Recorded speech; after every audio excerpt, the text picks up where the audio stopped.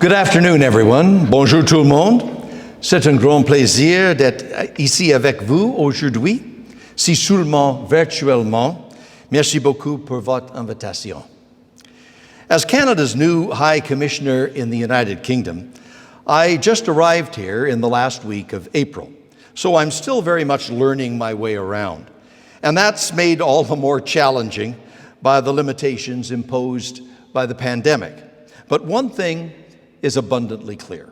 Canada and the UK have an extraordinary relationship, rooted in hundreds of years of shared history, lots of family linkages, similar governmental and legal systems, deep cultural ties, mutual respect and trust, common values, which we have promoted and defended together for generations, and a lot of very good business that flows back and forth between our two countries all the time.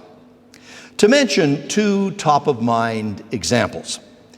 The week I first arrived, a British business announced a major investment in a plant protein food enterprise in Western Canada, contributing to a Canadian supercluster of investment, innovation, and brain power in the production, value-added processing, and global marketing of protein, which is critical to food security.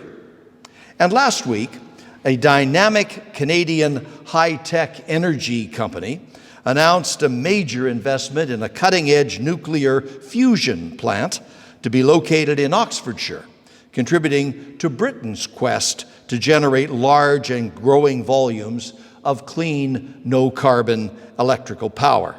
In the spirit of our 2017 Canada-UK Memo of Understanding on Science, Technology, Innovation, and Entrepreneurship, both of these are high-grade business activities driven by science and innovation, focused on the future, striving to address modern-day global imperatives like food security and green energy. They illustrate that our bilateral commercial relationship is forward-leaning and mutually advantageous. Overall, the UK is Canada's fourth largest trading partner in goods and our second largest in services. Together, the annual value of that two-way trade exceeds $40 billion. FDI in both directions is at healthy levels and obviously growing. The UK is Canada's second largest destination for investments abroad and our third largest source. Our close bonds, the similarity of our business cultures, and the relative ease of doing business in both our countries has helped on both sides of the Atlantic to keep commerce moving successfully, despite the disruptions caused by COVID-19 or the dynamics of Brexit. Fighting the pandemic has brought into sharp focus the vital interconnectedness and tight timelines of global supply chains, and the need to continually reinforce our trading partnerships. Through the crisis, our two countries have worked together to support the manufacture and delivery of PPE. We've shared knowledge about treatments for the virus and the science and regulatory collaboration necessary to speed up vaccine development. It is truly amazing that in 2020, the world, governments, science, and business managed to find and develop multiple safe and effective vaccines to combat COVID, all within the space of about 300 days. And now our common public policy and private sector ambition is to be able to do that again the next time it's needed in less than 100 days. Imagine how many lives that would save. That's one of the key deliverables coming from the recent meeting of the G7 leaders in Cornwall. Another was the mantra to build back better and greener with more diversity and inclusion and greater gender equity. More successful international trade will be central to the achievement of these goals, central to jobs, growth, and inclusive prosperity.